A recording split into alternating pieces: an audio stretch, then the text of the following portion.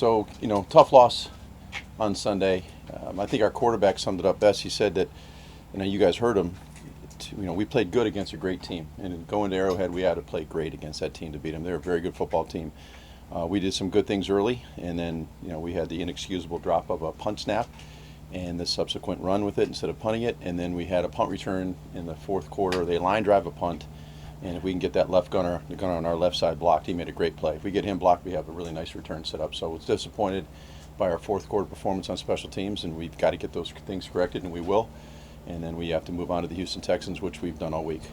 Like you alluded to, did Jamie just take his eye off of it and then make a bad situation worse?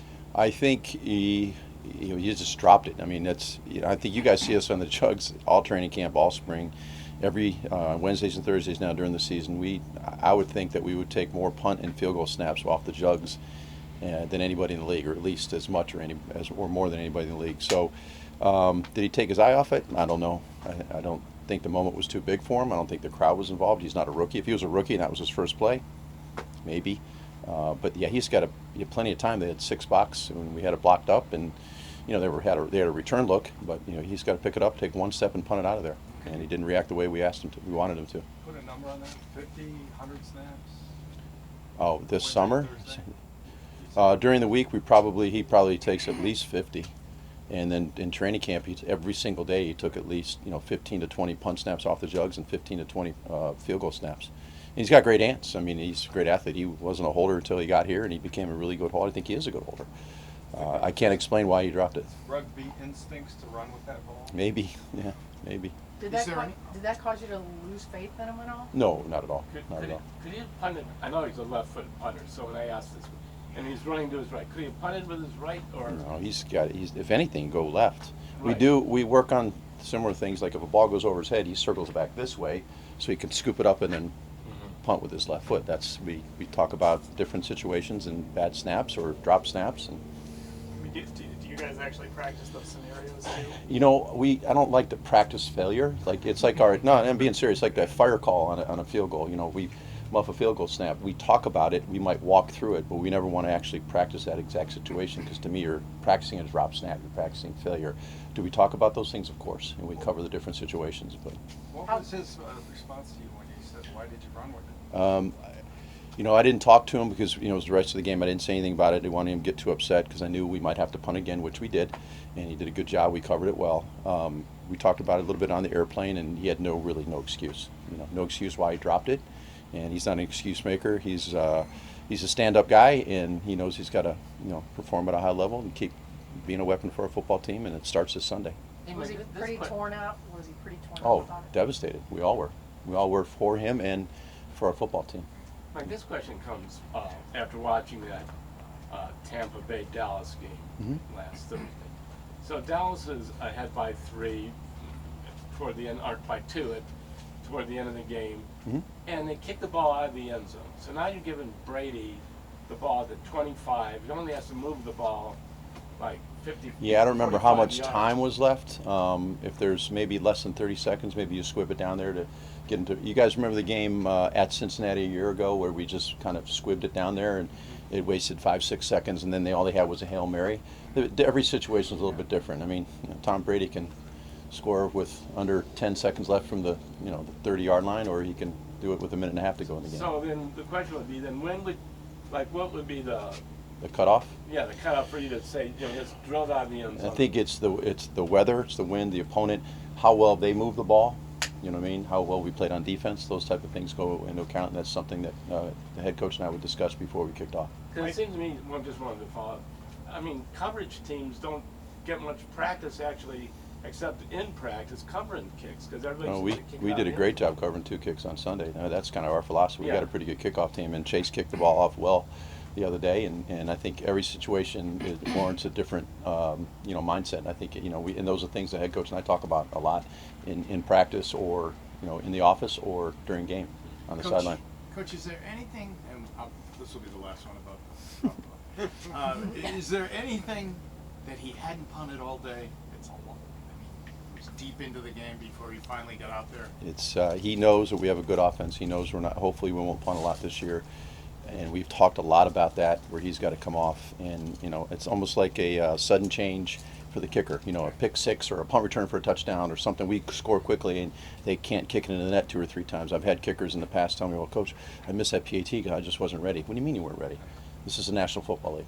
He's not a rookie, and he's a third-year veteran. It's his 3rd year in the league, and he should go out there and handle it like it's Mike, practice. Oh, sorry. You're okay. Can you explain what Donovan did on the Sure. tried to take the ball away? Can you explain If you that? noticed, their entire crowd didn't know the rule, and I don't think half their team knew the rule, but our guys knew the rule, and we cover that a lot. So what happens is when our opponent punts the ball, if they touch it first, we can pick it up at no cost, meaning we can pick it up and run 30 yards and fumble and they recover, we get the ball where they touched it first. So it's the rule of first touch on a punt team. That's why on our punt team, if we're going to down the ball, we want to down it and hand the ball to the officials so they want to have an opportunity to pick it up and run with it. Does that make sense? Yeah. If you notice, all our guys knew that rule. I mean, we do it, cover it all the time. They thought they had a touchdown. I was just laughing on the sideline. I was just hoping the officials wouldn't mess it up, and they did not. So. That's what I was going to ask you, Mike. Isn't that risky, though, doing it by the end zone? That if the officials get that wrong, you're in a bad spot? Well, they already touched it. We go to review. Okay. You can review that, and then New I York don't always wouldn't. trust review, but I'll follow you. I'm with you on that, but I think, you know, if there's not that many guys around, say they're only the gunner, he taps it back in the field of play, we're taught to pick it up, and then you take off with it. We might get 10, 15, 20 yards. We might get out of the 1 yard line area because it was a really good punt by their kids, so we were just trying to So make. you would call that a heads-up play where fans might think that It's a great Donovan play. was in a bad spot. Okay. It's exactly what he's taught to do. Mike, what happened with Chase last week being added with the right hamstring? I think he leg? just had a little tweak. He went in there and he said, "Hey, look, it's I just need some extra treatment." And next thing you know, he's getting an MRI, and we're bringing up Chris. And I think we did that obviously to protect ourselves on game day. So I don't know if you guys noticed, we went out about 2 hours before the game. He kicked maybe 6, 7 field goals, a couple kickoffs, and he said he was fine. Did So. he show you anything by the way he handled the situation? Yeah, he showed me he's a mentally tough kid. I like Chris. Chase. He did a good job. He kicked off well for us. He made his PATs that he needed to make. He's a mentally tough kid. He kicked well yesterday. He'll kick again tomorrow. And we're off and running for Sunday. Do you feel better about him to the Atlanta game that he made 3, 4, 3? I think he made, 3 PATs? Yeah, I feel good about him. Yeah. Thought he grazed the one? Yeah, I mean, I think he turned on a little bit. He knows he's got to hit his true ball every time. I mean, we can complain all we want, but it went through the uprights. I mean, you guys know how that goes. And then my side of the profession, if it goes to the uprights, I don't care what it looks like on game day. We can correct the stuff in practice. Was that a nervous couple of days for you? All of a sudden you get off the field Friday and you were wondering if you got to go with a guy who's never kicked in the league before? It's funny, when Joe Sheehan, he walked in my office, he goes, "Are you sitting down?" Of course, I was sitting down. I was getting ready for Saturday's meeting and walkthrough. And he told me what was going on with Chase, and I said, okay, here we go. At least we had somebody on the roster. We were smart enough to put, Andrew had a guy on the practice squad. Where I've had this happen when I was in Denver, we didn't have a guy on practice squad. The practice squads were smaller. It wasn't the COVID rules and all that stuff. And we signed a young man on Saturday. He played for us on Sunday. I'd never coached him before in my life. So it's just don't bat an eye. Just keep rolling with the punches. Is Jamie your emergency kicker in that situation? In other words, if Chase re-injured himself on Sunday? He would have to be, yes. Mm-hmm. Mike, Joel Batonio was telling us, I'm asking you to get some shit from here. He said that Pierre saying, "One more before I die," because I'm not referring to 1964. Since you're from here, do you hear people telling you that, since you guys have a good team? No. I mean, I've told you guys many times I'm not into predictions. We have the Houston Texans this week. We have a lot of work to do here in the next couple of days to get prepared for them. They are outstanding on special teams. They have good specialists. They just signed, they signed Andre Roberts, who I think is a great returner, not a good returner. You like that segue to talk about the Texans since we played them this weekend? Katie taught me that. I think at the end of the day, we have to focus one game at a time, 1 week at a time, and that's all we can do. I think our fans know that. The good ones out there, and we have a lot of great Cleveland Browns fans, as you guys know. I'm one of them, and I just think we got to take 1 week at a time and go from there. Was that a boring answer? I apologize. It was, No, but that was that's well all right. played, though. That was, We thought you'd be like on the golf course or at a restaurant or something, and people would come up and say, Oh, No. do that? Well, first of all, if you saw me golf, you would want me on a golf course and restaurant. My wife's a great cook, so I like eating home cooked meals. So. And Mike, Yes, sir.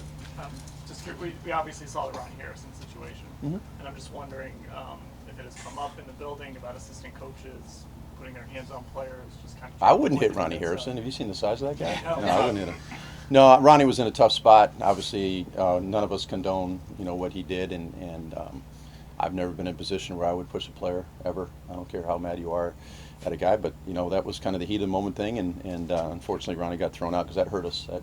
And we talk about that a lot, being a smart, tough, accountable, resilient team, and being a football player that you can play for the Cleveland Browns if you're that type of guy. And I think Ronnie is. I know Ronnie is that type of guy, so I'm sure he regrets that decision, and he's got to move on. I hope it doesn't happen again. And how does that affect you with a guy like MJ, who I know played a ton of special team snaps, but also had to step in? Poor MJ. I looked at him. I said, "Well, I'll take you off," and I'm just like, "Nah, I'm just going to take you off kickoff." So I only took him off of one phase, and he played everything else for us and did a great job. He's a heck of a player. So you didn't get a memo from the league office about the Ronnie thing? No, not to my knowledge. No. Okay. Mm-mm. Mike, did you like how did Felton do? The kickoff return, you saw it. We ran a counter left, and they did exactly what we thought they would do.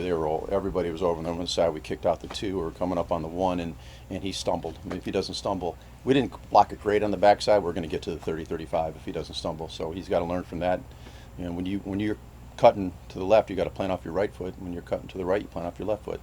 And he tried to cut to his left by planting off the left foot, and he stumbled. So I think he learned a lesson. He's probably nervous, and the punt return at the end of the game, we need more from him on that one. It was a line drive punt. That kid's a good punter, but we just put a little bit of pressure on him, and it worked out exactly how we thought it would, and we needed about a 15, 20 yarder. We had to jump start that drive, and we didn't do that. That's what I was very disappointed in. Somebody told me they thought the Texans felt that their special teams were the strength of their team. Did you see that? It's pretty early in the season. Well, I don't know. I don't watch their offensive defense, but they are very good on special teams. They got guys that can cover all across the board.